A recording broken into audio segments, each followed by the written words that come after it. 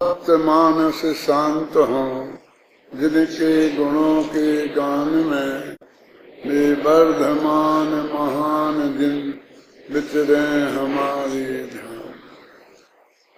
प्रवचन सार परमागम ज्ञान तत्व प्रज्ञापन महाधिकार, उसके अंतर्गत सुपरिणामाधिकार की चर्चा चल रही है, जिसमें 80वीं गाथा की बात चल रही है।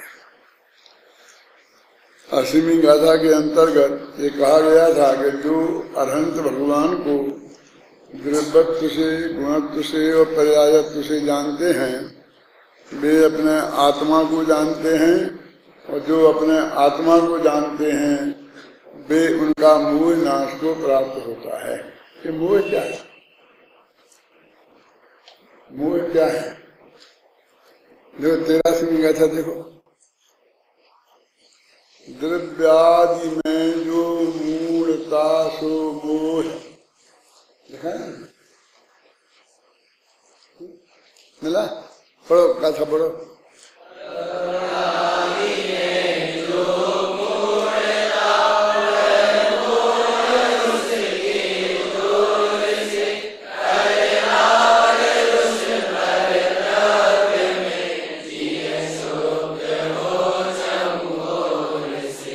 द्रव्यादि की मूर्ता है वो तो दर्शन मोह है, और उसके जोर से जो ये आत्मा पर पदार्थों में राग द्वेष मोह करता है, तो राग द्वेष मोह है चारित्र मोह। इस तरह इसमें दर्शन मोह और चारित्र मोह दोनों की परिभाषाएं बता दी हैं।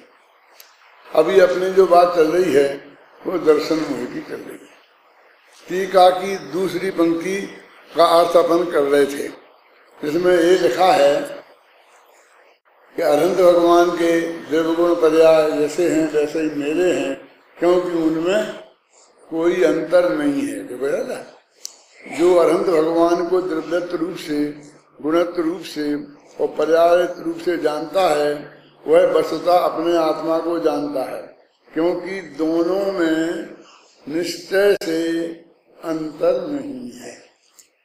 ये अंतर नहीं है की बात अपन कल 2-3 दिन में अपन ने चलाई, 2 दिन चला है ना इसमें। तो एक अपेक्षा तो ये है कि इसमें जो परिभाषाएं दी हैं द्रव्यगुण पर्याय की, कौन सी? अन्वय सो द्रव्य, अन्वय का विशेषण सो गुण, और अन्वय का व्यतिरेक सो पर्याय। इनकी विस्तृत व्याख्या कल परसों की थी। और दूसरा ये कहा था कि भाई द्रव्यगुण पर्याय का स्वरूप समझते हैं ना, तो वहाँ कहते हैं गुणों के परिणमन को पर्याय कहते हैं, अथवा जो भी परिभाषाएं हैं। अब आज जो मैं यहाँ समझाना चाहता हूँ कि उनने अरहंत भगवान को द्रव्यगुण पर्याय से जाने, ये क्यों? सिद्ध भगवान को जानना कहते, और पांचों परमेष्ठी को कह देते। पांचों परमेष्ठी में क्या दिक्कत थी? आजकल ये बहुत चल रहा है कि जहाँ अरहंत भगवान विराजे हैं वहाँ 5 परमेष्ठियों को विराजमान करो। क्या? और उसके पीछे बहुत विचित्र अभिप्राय है, क्योंकि सिद्ध भगवान तो मोक्ष में चले ही गए, और अरहंत भगवान की पक्की गारंटी हो गई कि वे मोक्ष में जाने वाले हैं। अरहंत भगवान को इसलिए नहीं कि वे अरहंत हैं, उनकी भी क्रेडिट कैसे है कि वे शीघ्र मोक्ष में जाने वाले हैं, पक्की गारंटी हो गई। अब आचार्य की तो नहीं है, उपाध्याय की नहीं है, साधु की भी नहीं है। नवोकार महामंत्र का जब मैं अर्थ करता हूँ तो बताता हूँ कि मोक्ष जाने के लिए तो आचार्य उपाध्याय के पद जरूरी नहीं है। साथ में ये कहता हूँ कि जरूरी तो है ही नहीं, बल्कि बाधक हैं। यदि वो आचार्य पद पर रहेगा तो गारंटी से छपक क्षणी नहीं मार सकता, केवल ज्ञान नहीं हो सकता, मोक्ष नहीं जा सकता, क्योंकि उसके माथे पर बोझा रहता है प्रशासन का। उपाध्याय के पद पर रहेगा तो अध्यापन का बोझा उसके माथे पर रहता है। जैसे प्रिंसिपल और प्रोफेसरों का कल्याण नहीं हो सकता ना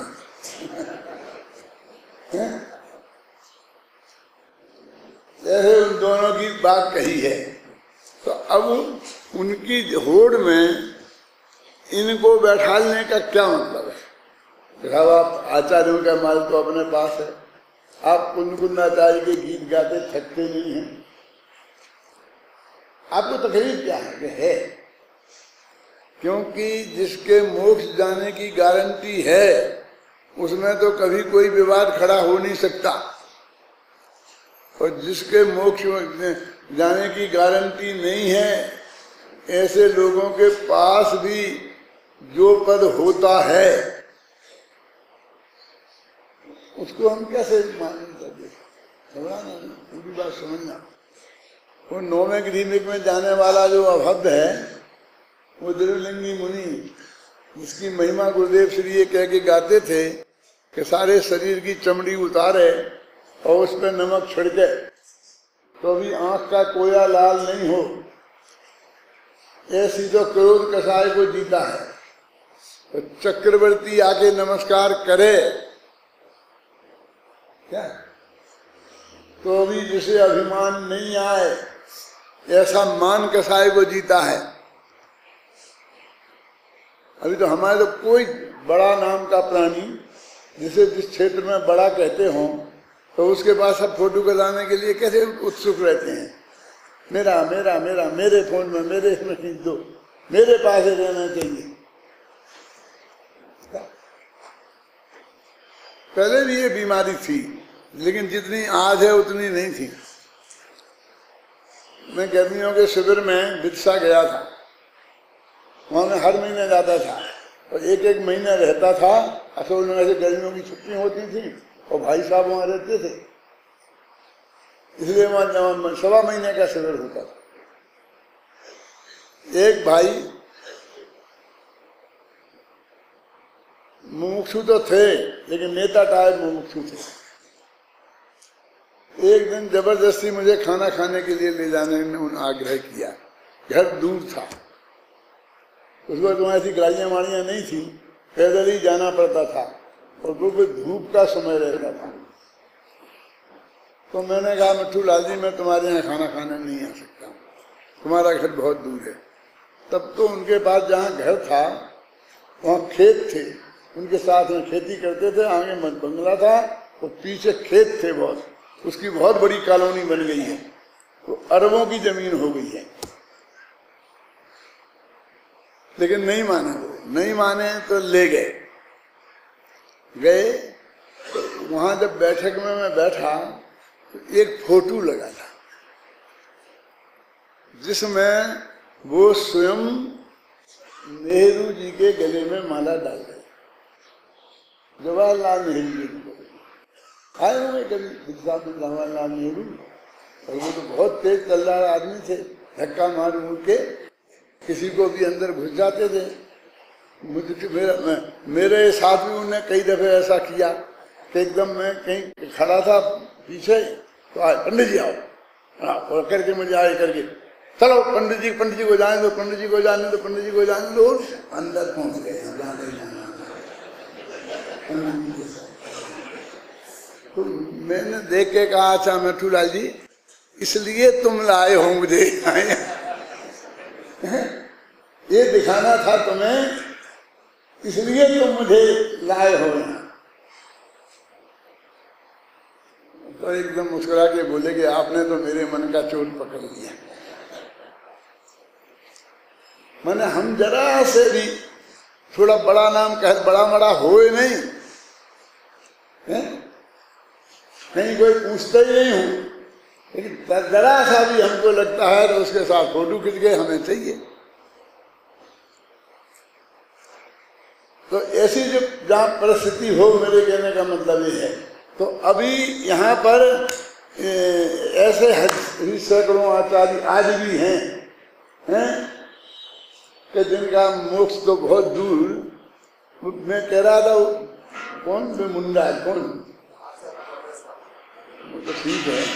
वो 90 गिरिलोक में जाने वाले देवलिंगी मुनिराज के ये सच्चे मुनिराज नहीं हैं, इसका पता गंधर्व देव को भी नहीं चले।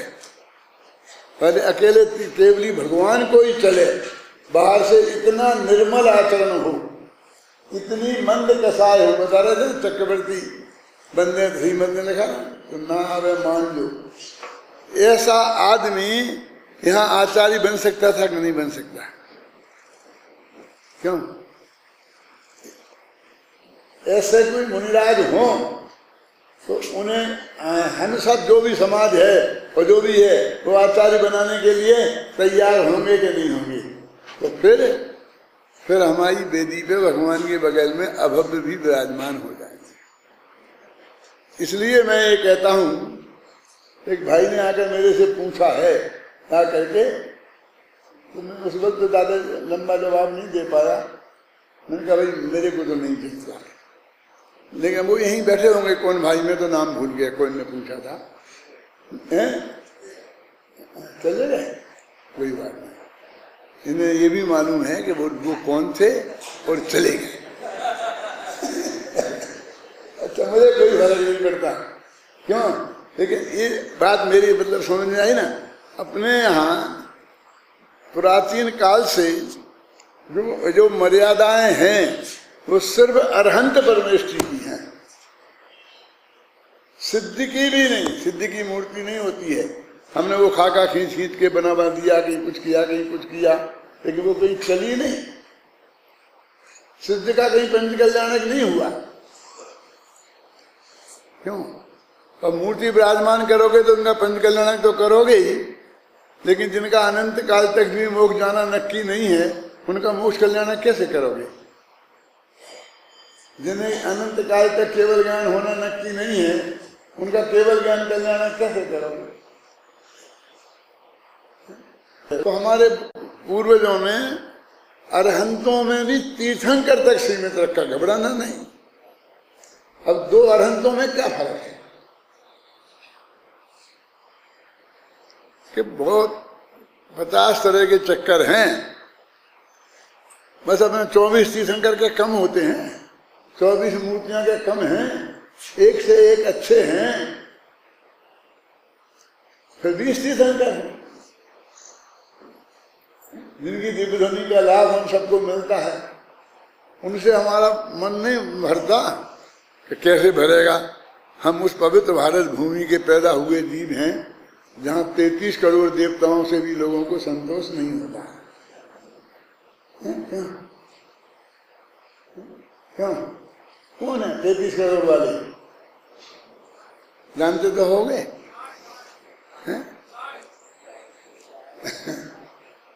मतलब 33 करोड़ वाले तुम एक बस समझो कि हम नहीं हैं उनमें से। यदि हम सिद्धों को शामिल करेंगे तो हम तो अनंत वाले हैं भाई साहब, हम पीछे थोड़ी हैं उनसे।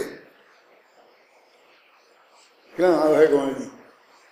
सिद्ध तो परमेष्ठी हैं, पंच परमेष्ठी हैं। पंच परमेष्ठी को करोगे तो उन्हें तो कैसे छोड़ सकते हो? फिर दिक्कत ये हो जाएगी कि कौन का कैसा क्या है। वो तो बाद में जो मंदिर बनेंगे तो जो के हिसाब ऐसा थोड़ी होता है कि घरे आए तो नागना पूछे और बामी पूजन ध्यान।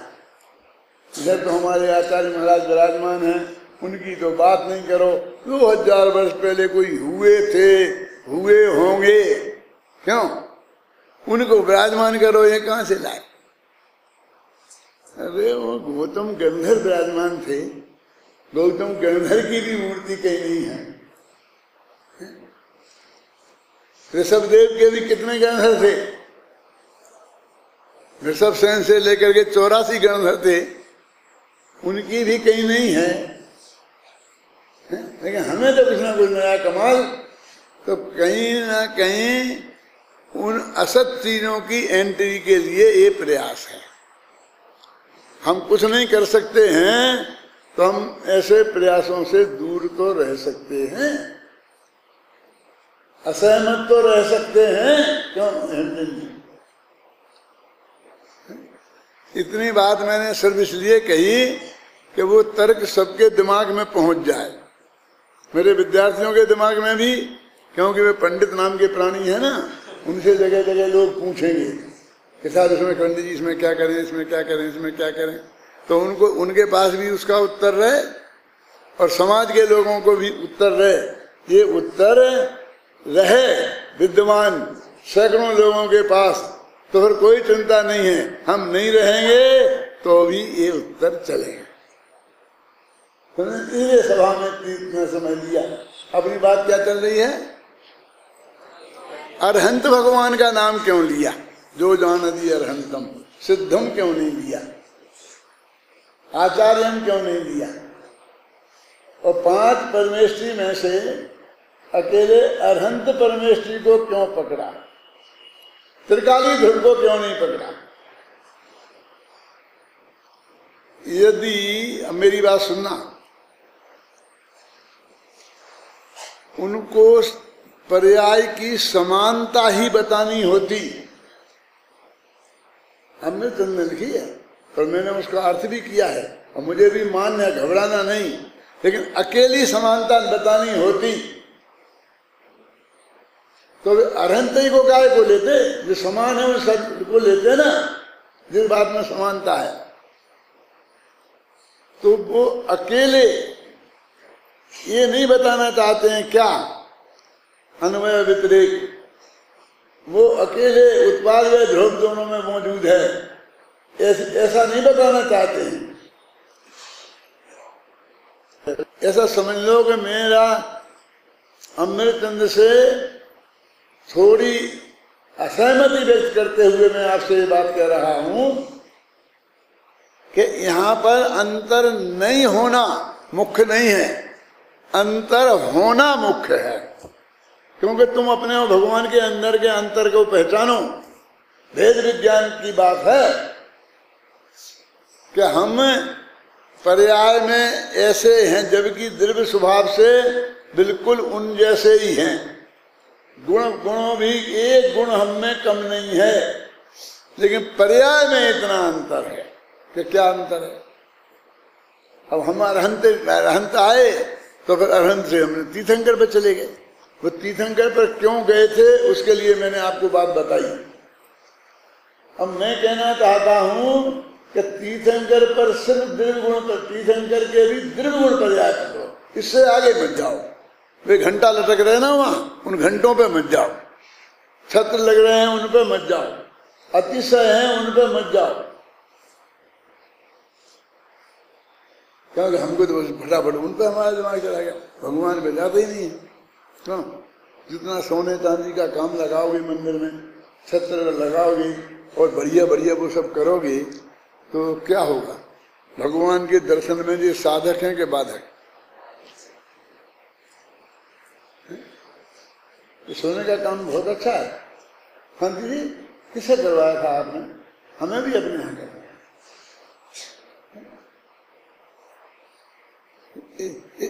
क्या है ये छत्र बहुत बढ़िया बने, ये कहाँ मिलते हैं? होता क्या? अरे तुम्हें भगवान के दर्शन करना है, अकेले भगवान को रहने दो ना। मैं पूछता हूं कि तुम्हें किसी को अकेला देखना है, उनको देखना है तो उन्हें अकेले में देखो ना।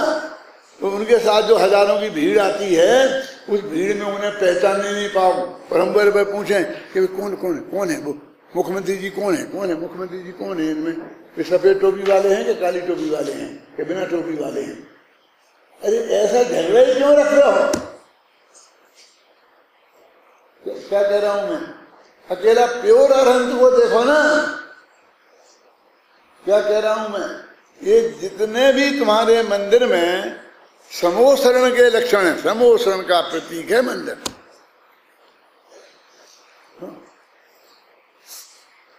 हमारे बड़े बड़े पर्वत की चोटियों पर, पर्वतों में ही मूर्तियां खोद दी, बाहुबली की है ना, और भी जाओ गुफाओं में मिलेंगी। और कुछ नहीं है, न छत्र है, न चमर है, न भामंडल है, न सिंहासन है, कुछ नहीं।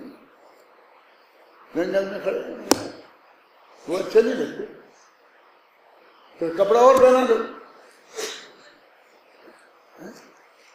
क्या क्या है? इन सहित देखना है तुमको कि इनसे रहित? सर्व परिग्रह रहता है जिनेन्द्राय, नमस्कार करना है कि ये सब चारों तरफ से घिरे हुए परिग्रह से ये नमस्कार करना है। क्यों? बस एक मूर्ति, बस मंदिर में एक शिला, कमल फमल की क्या जरूरत? घबराना नहीं, पूरी बात सुनना। मंदिर बनाना हो तो किसी प्रतिष्ठाचार्य के पास जाना, मेरे पास मत आना। क्या जरूरत है? कमल में बैठे, बेजा तालाब में बैठेंगे, कमल में बैठेंगे। कमल तो ताल पानी के बिना होता ही नहीं है।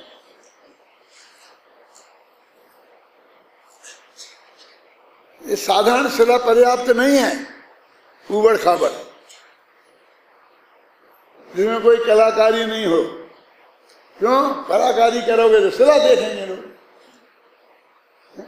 हमारा बस चले तो सिद्धि शिला भी ऐसी बना देंगे। उस सर्व परिग्रह से रहित वो विशुद्ध आत्मा, इसलिए मैं कहता हूं कि हम यहाँ वैसे अरहंत लोग जो सिर्फ वीतरागी और सर्वज्ञ हों, अनंत गुण तो होंगे ही, और उन गुणों की निर्मल पर्याय भी प्रकट हुई गई होंगी, इसलिए उन्हें अनंत सुख भी होगा गारंटी से, अनंत वीर के धनी भी होंगे। लेकिन दो ही चीजें लेना, बस खत्म। कौन? सर्वज्ञता और वीतराग ज्ञान गुण का संपूर्ण निर्मल परिणमन, वो सर्वज्ञता, और चारित्र गुण का पूर्ण निर्मल परिणमन वो है चारित्र ज्ञान। चाहे दोनों हो गए तो संबंध दर्शन के बिना दोनों होते ही नहीं। संबंध दर्शन की तो प्रतिमा बन नहीं सकती है, क्योंकि उसमें अपनापन का नाम, अपना त्रिकाली जो भगवान आत्मा, उसमें अपनेपन का नाम संबंध दर्शन तो है, अरहंत में अपनेपन का नाम तो संबंध दर्शन है नहीं। क्या?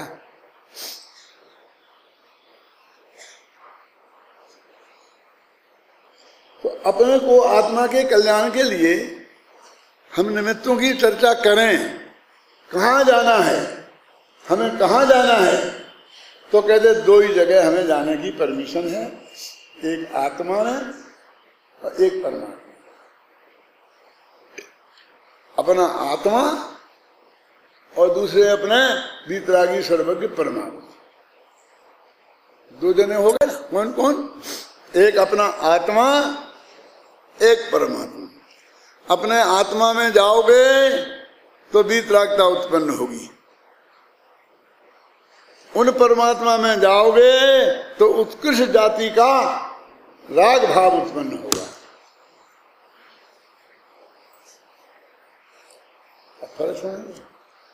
मोक्ष मार्ग प्रकाशक में पंडित रोजामल जी ने बहुत विवेक से रखा कि तेरी ये जो परिणति है, तेरा जो उपयोग है, वो कहाँ रहे, ये रहने लायक जगह कौन है? तो उन्होंने कहा सर्वोत्कृष्ट जगह तो अपना आत्मा है। इसकी तो कोई होड़ नहीं होती, इसकी तो कोई बरोबरी नहीं होती। और अपने में ना जा पाए तो उपयोग को परमात्मा तक जाने देना, सिद्ध भगवान तक जाने देना, वीतरागी सर्वज्ञ तक जाने देना।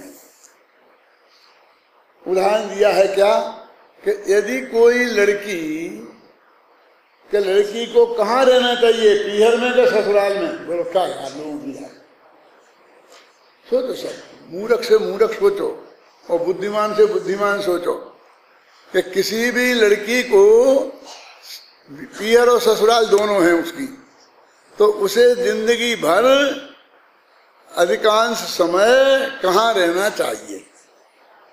सब एक मत से सब कहेंगे कि अपने पति के घर।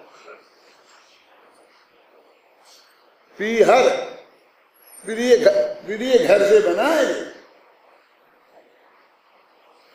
हर में से घा में से दो, द्वा और घा, ये दो अक्षर मिलके घा बनता है।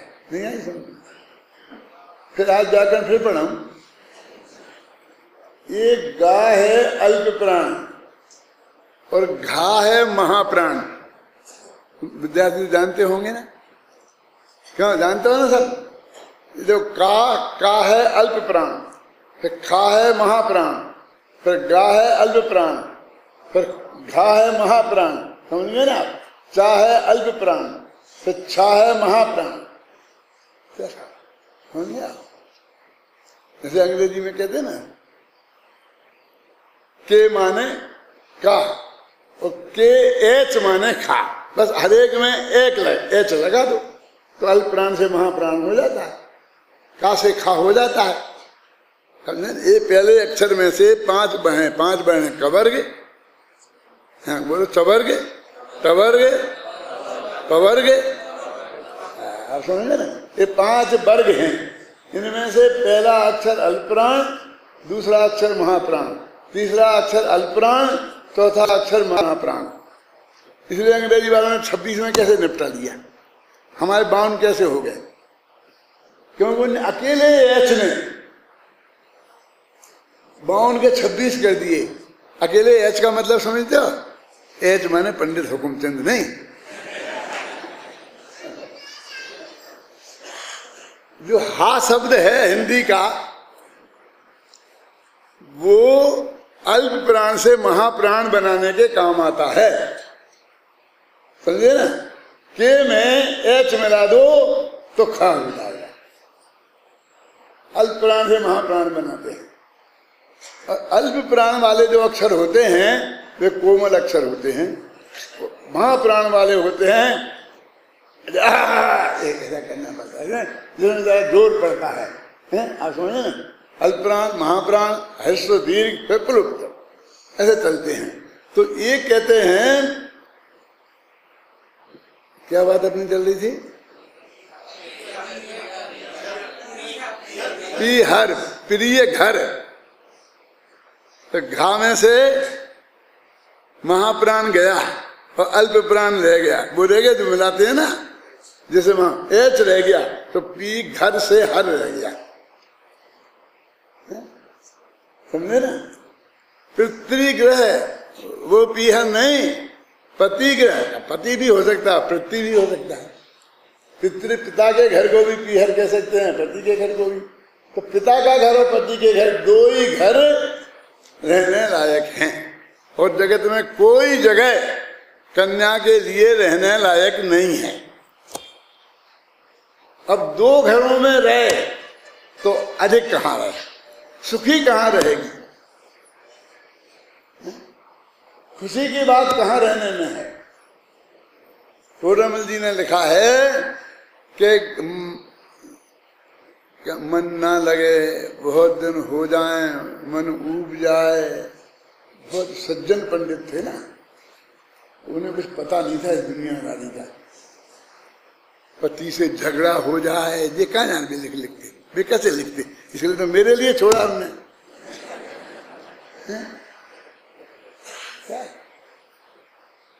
और घर से भागने का नंबर आ जाए, तो जमाना उनने कहाँ देखा था, वो तो सोचे ही नहीं था वो तो उनने, तो ऐसा भी हो सकता है। तो वो भाग के कहाँ जाए, बोलो कि भाग के पीहर जाए, तब तक कोई कुछ नहीं कहेगा, कलंक नहीं लगेगा। और दूसरी जगह गई, पड़ोसी के घर गई, यहाँ वहां गई, तो समझ लो कि बस अपन कहते हैं घर में से पैर निकला सती का तो बस खत्म।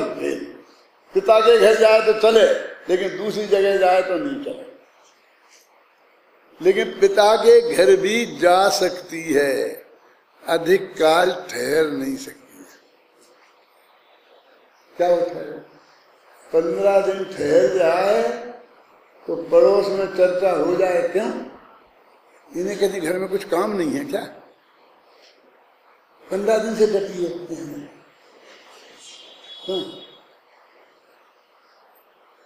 खाना खुशी शुरू हो जाएगी, और महीना 2 महीना हो जाए तो भाभियां हैं वे अपने पति से, भाई से चर्चा करने लगेंगी, ये भाई साहब यही रहेगी क्या, ये अपना एक कमरा हमेशा के लिए गया क्या। कौन क्या करेगी, भाई भाभी भी चर्चा शुरू कर देंगे, और साल भर ले जाए तो मम्मी पापा भी चर्चा शुरू कर देंगे कि तुम्हें कोई चिंता ही नहीं है, साल भर सी बेटी घर में बैठी, पता तो करो क्या बात है, झगड़ा हो गया, क्या हो गया, जाके देख के आओ, नहीं तुम ले जाओ, वे लेवे नहीं आए तो तुम छोड़ के आओ, ऐसे ही करके करो, निकालो। नहीं, ज्यादा दिन आप नहीं रह सकते।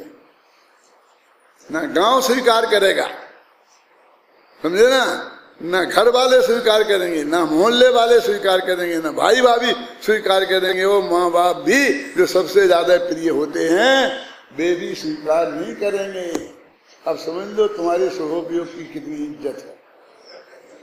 शुभोपयोग माने पिता का घर, शुद्धोपयोग माने पति का घर।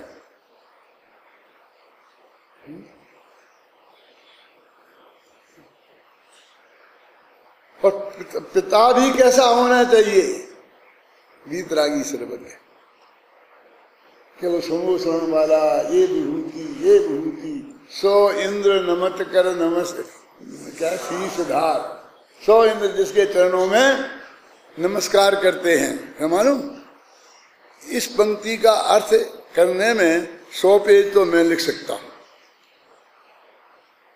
तू कितना लिख सकता है? वो सबसे होशियार तू ही है ना, खड़ा हो बता, कितने पेज लिख सकता है?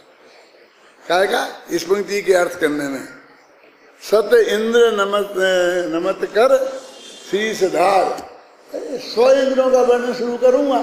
बबड़ा दे 40 व्यंतर देवान 32, कप्पा मरकौरीसा, चंद्रो सूर्यो नरो नरो, फिर सबका वर्णन, फिर सबकी रहने की जगह और सबकी शक्तियों का वर्णन, और चक्रवर्ती की उंगली में कितना ताकत थी कि कोई टेढ़ी नहीं कर पाया था।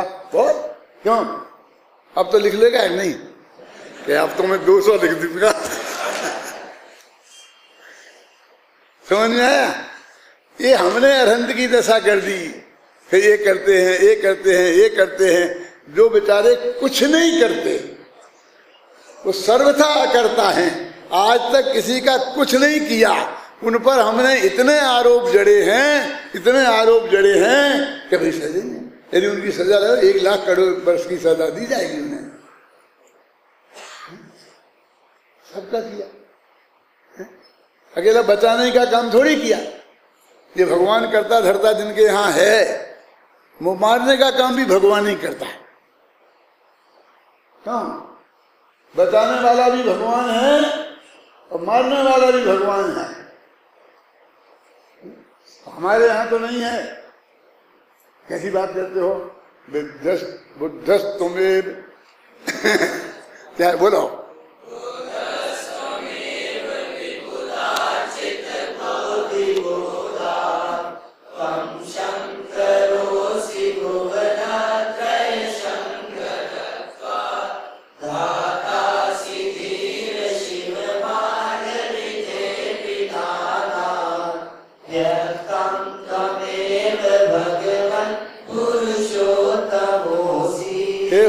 तुम ही बुद्ध हो।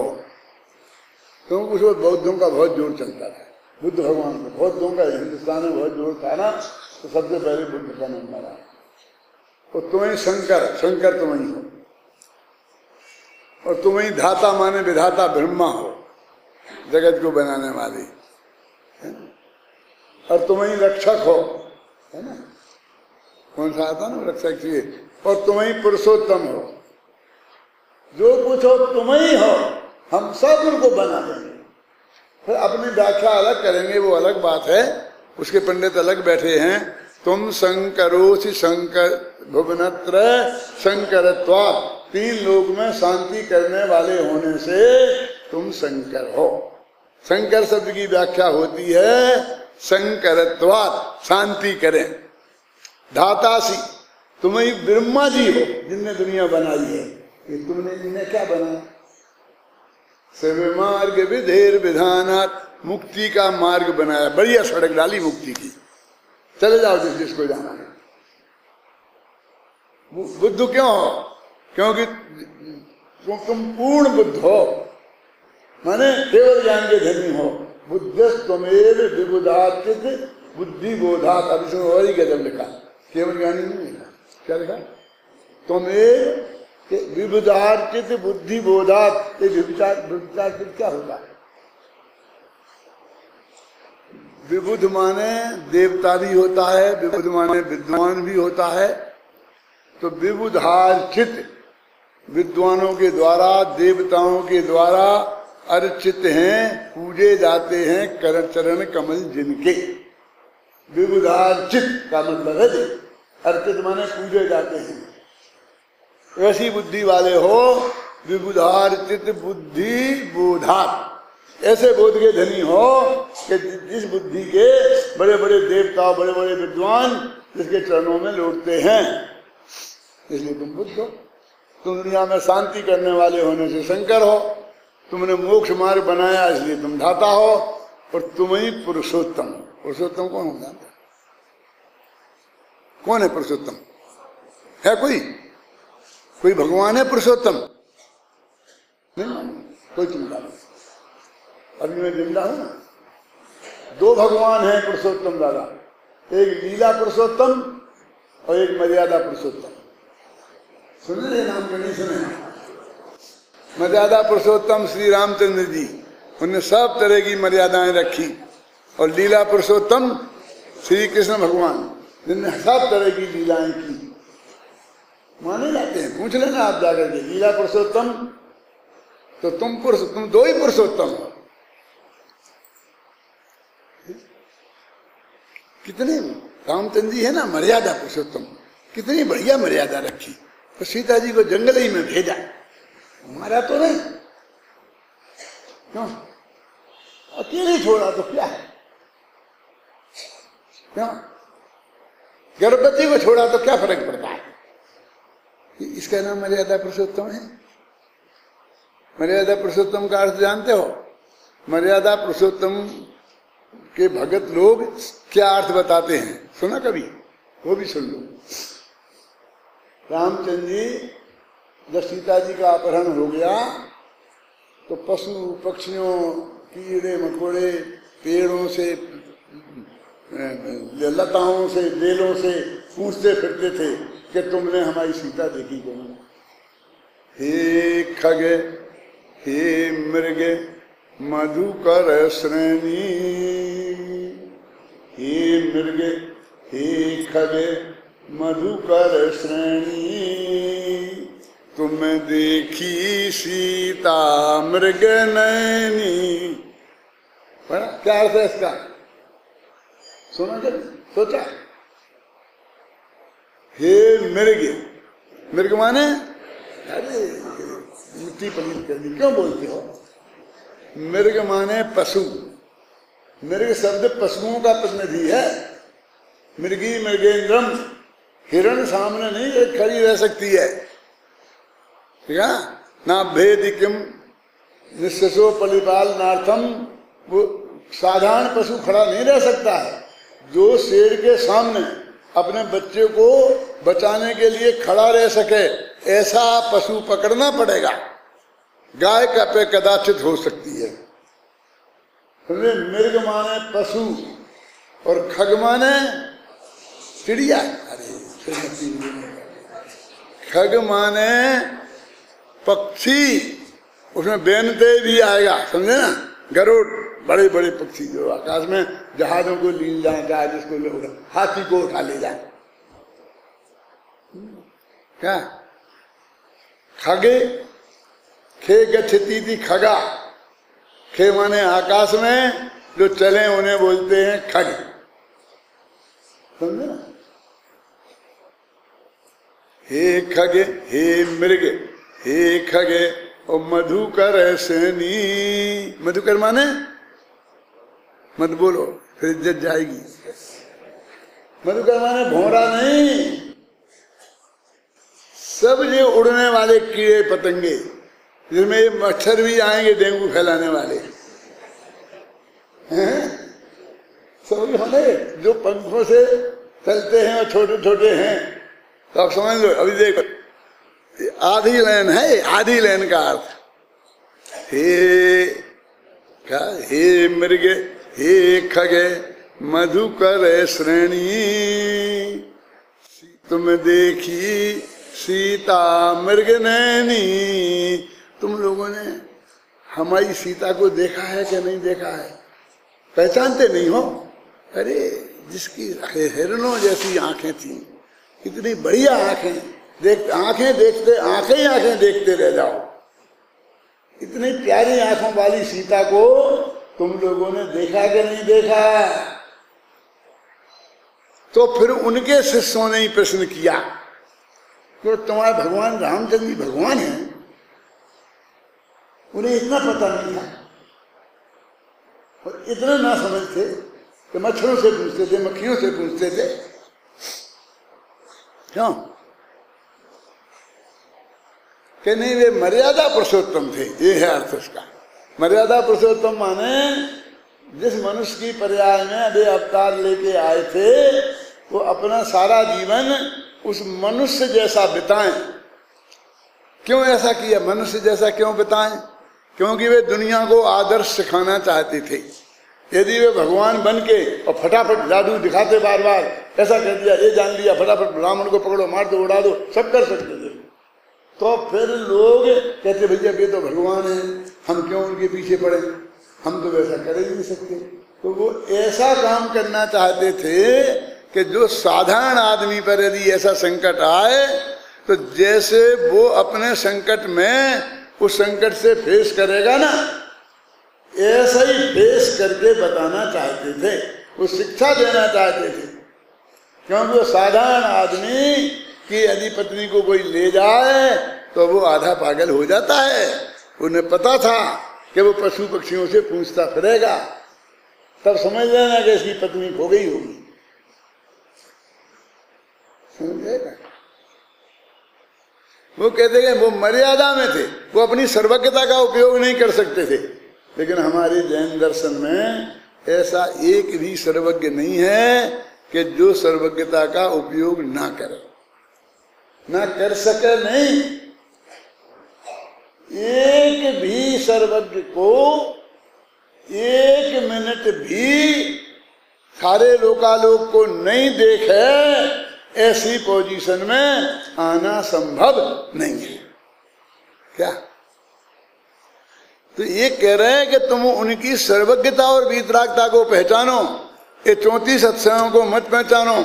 हम भी कह सकते हैं जैसे वह राम में लगाए, हमारे भी लीला पुरुषोत्तम हो सकते हैं, मर्यादा पुरुषोत्तम हो सकते हैं, सब लगा ही दिया ना उन्होंने भक्तांबर में, पुरुषोत्तम ओसी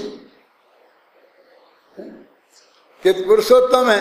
मेरे कहने का अर्थ ये है कि इस तरह के विशेषणों में मत चले जाना। कभी लोग तो जाएंगे, ये तो आधे पागल होते हैं, ऐसी कल्पनाएं करना उनका काम है।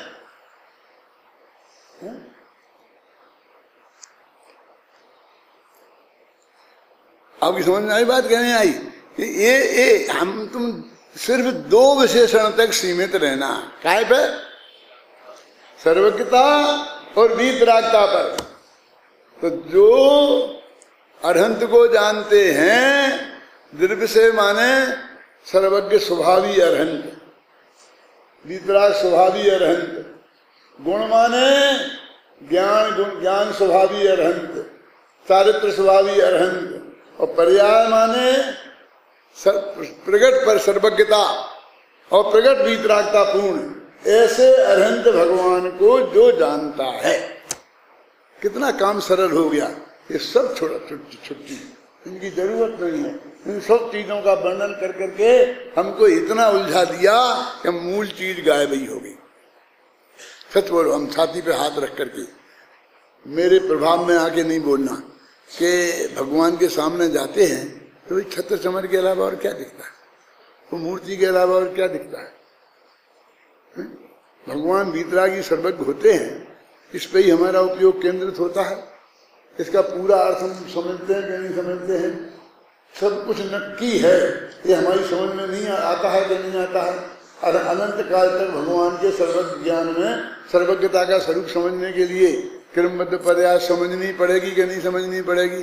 अरे समझनी नहीं पड़ेगी, माननी पड़ेगी। क्यों? जब हम सर्वज्ञता का स्वरूप नहीं समझते हैं तो हम जैन दर्शन का जीरो नहीं समझते।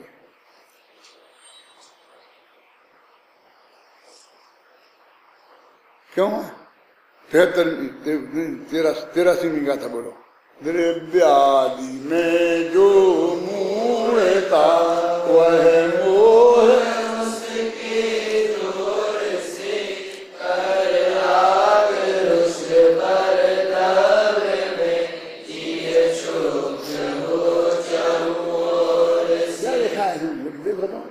द्रव्यादि में माने जो 6 द्रव्य हैं उनके संदर्भ में जो मूर्ता माने मूर्खता, माने एक द्रव्य दूसरे द्रव्य का कर्ता नहीं है तो एक द्रव्य को दूसरे द्रव्य का कर्ता मानना, एक द्रव्य दूसरे द्रव्य का भोक्ता नहीं है तो उसको एक द्रव्य का दूसरे द्रव्य का भोक्ता मानना, एक द्रव्य दूसरे द्रव्य का स्वामी नहीं है तो एक द्रव्य को दूसरे द्रव्य का स्वामी मानना, एक द्रव्य किसी का कुछ नहीं है तो इसका वो और उसका वो, ऐसा उनमें संबंध स्थापित करना, ये क्या है? द्रव्यादि में मूर्ता। कितनी बड़ी अत्यंत अभाव की वज्र की दीवार खड़ी है और तुझे करते ही करता दिखता है, करते ही करता दिखता है, ऐसा किया ऐसा किया ऐसा किया ऐसा किया। भगवान की भक्ति करने बैठता है ना तो तूने ये किया ये किया ये किया, ये अपने अध्ययनियों के भगवान की भक्ति है। हमको हमारे गुरुजी भक्तांबर पढ़ाते थे तो पढ़ाते पढ़ाते जब 8वें छंद पर आए तो उन्होंने कहा मारभ्यते तनुधियापि तब प्रभावात्, क्या बोलो?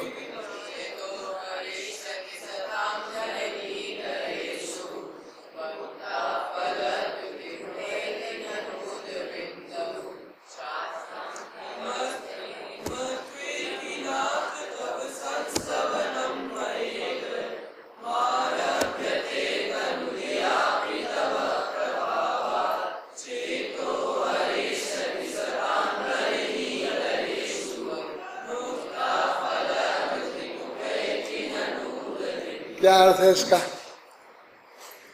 इसमें लिखा मारभ्यते तनुधियापि, अब हे भगवान मैं तुम्हारी स्तुति को आरंभ करता हूं। आरभ्यते का अर्थ है ना, यद्यपि मेरी बुद्धि बहुत अल्प है, तनु धिया, तनु माने अल्प और धिया माने बुद्धि, यद्यपि मेरी बुद्धि बहुत अल्प है फिर भी तब प्रभावात्, मैंने तुम्हारे प्रभाव से अब मैं तुम्हारी स्तुति आरंभ करता हूं। तो मैंने अपने गुरुजी से कहा, मुझे बिल्कुल दृश्य याद है, कैसे बैठे थे हम, कैसे पूछे थे। मैंने कहा अभी तो ये शुरू कर रहे, तो अभी तक क्या कर रहे थे? 8 छंद निकल गए भाई साहब। हम भगवान की स्तुति करते हैं तो 8 छंदों में तो हम पूरी कर देते हैं। हमने भगवान महावीर में लिखा ना, अष्टक, महावीर अष्टक में 8 छंद नहीं लिखे, पूरे हो गया है? और कोई लिखते हैं अभी 8वें छंद में तो ये लिखते हैं कि आरभ्यते, कि आरंभ करता है। तुम्हारे गुरु जी ने क्या जवाब दिया था? यही तो स्थिति है, और करना क्या है? ये ऐसी बातें करना, क्या ऐसी बातें करना, और कौन सी स्थिति अलग से क्या करना है? बुद्ध्यादिनापि विबुधार्चित, बोलेंगे कि मैं बुद्धि नहीं हूँ, मैं अल्प धिया हूँ, अल्पश्रुतम श्रुतवताम परिहास धामा, मेरी बहुत कम अकल है और लोग हंसेंगे मेरे पर, फिर भी मैं परवाह नहीं कर। तो ये हमारी मम्मी मेरे से कहती थी, बेटा इसको भगवान की भक्ति कहते हैं। मैंने कहा मम्मी तुम सबसे ज्यादा समझती हो, आज तक किसी पंडित ने नहीं कहा कि इसमें भक्ति मुक्ति है क्या? थोड़ा दिखाओ, बता पूरा। मुझे अभी और जीना है विश्वास, इसलिए मैं नहीं बताऊंगा। इंदौर में मैं रहता था, जो मोक्ष मंडल का था, मैं तो कुछ एक कार्य करता, और वहाँ भक्तांबर मंडल नाम की एक संस्था है, और वो हर शनिवार को, हर रविवार को, हर मंदिर में गांव में जाकर के भक्तांबर का अखंड पाठ करती है। तो मैं तो था इस मुमुक्षु मंडल में, और मेरा मामा सग्गा वो भक्तांबर मंडल का अध्यक्ष था इंदौर में। और 2 ही मंडलों के लोग कहते थे, इन दोनों ने 2 ही मंडलों को दाब रखा। मामा का लड़का भी है, अभी है, पूरन चंद नाम है उसका, और वो भक्तांबर मंडल का अध्यक्ष है। तो मेरे पास आया, वो दादा दादा बोलते हैं सब कि दादा हमारे आज पाठ है कांच के मंदिर में, और मैं कांच के मंदिर के बगल में ही रहता था, वही नरिया वाकर बोलते हैं भरतमारी, वहां से 10 कदम पे ही रहता था। तो बोले दादा आप 1 घंटा प्रवचन कर देंगे? मैंने कहा भैया मत करा, तू मेरे से प्रवचन मत करा, तेरे को फायदा नहीं है, मैं तेरी बात टालूंगा नहीं, प्रवचन तो कर दूंगा, लेकिन तुम्हारे लोग मेरा प्रवचन सहन नहीं कर पाएंगे। क्या तुम करोगे क्या मुझे बताओ? कि भक्ताम्बर जी का अखंड पाठ। अच्छा, भक्ताम्बर जी का अखंड पाठ, तो उसमें अखंड कौन रहेगा? जो भक्ताम्बर का पाठ करने वाले अखंड रहेंगे वे 24 घंटे तक लगातार बोलेंगे। नहीं बता 3-3 घंटे में बदल जाते हैं। रात के 12 बजे से 3 बजे तक, 3 बजे 5 बजे तक, और बस फिर 3 बजे खत्म हुआ उनकी पार्टी, तो फिर चाय पार्टी। रात के अभी होता, घबराना नहीं, मैं सोच समझ के बोल रहा हूँ। ये भी इंदौर में जाएगा, अभी मुझे इंदौर जाना भी है 2-4 दिन में। क्या होगा बोलो? तो वो पाठ करने वाले तो अखंड है नहीं, फिर तो चाय पानी के बदलते रहते हैं। कौन है अखंड बताओ तो मुझे। बेचारे वे भगवान हैं अखंड, तो कि जो चुपचाप बैठे हैं 12 घंटा अखंड रूप से तुम्हारी सुननी पड़ेगी जो कुछ भी तुम बोलोगे। एक अक्षर समझते नहीं है, किस काम का क्या अर्थ है ये समझते नहीं है। मैं भक्ताम्बर की रग रग से परिचित हूं। तुम कोई भी छंद बोलो तब उसका अर्थ क्या है, कहां से, वो मेरे तरीके से मैं अर्थ बताऊंगा तो तुम्हारी आंखें खटकाई जाएंगी। इसलिए मैं नहीं गया, मैं कहूँ तेरा काम तू चला, मेरा काम मुझे चलना नहीं, क्या झगड़ा कर। तेरा काम अलग है और मेरा काम अलग है, तो आज तक उसका चल रहा है। क्या है ये सब मैंने बता भी सुना है ना, इसको सती बोलते हैं। हे महाभगवान, तुम्हारी माता बस एक ही है, तुम्हारी है बात, ऐसी कोई दूसरी माता हमने आज तक देखी नहीं। अरे सूरज को पूरब ही पैदा करता है, हर एक की ताकत थोड़ी है कि जो सूरज को पैदा कर दे। आप तो सूरज हो, तो आपकी माता भी एक ही है। बोलो चंद।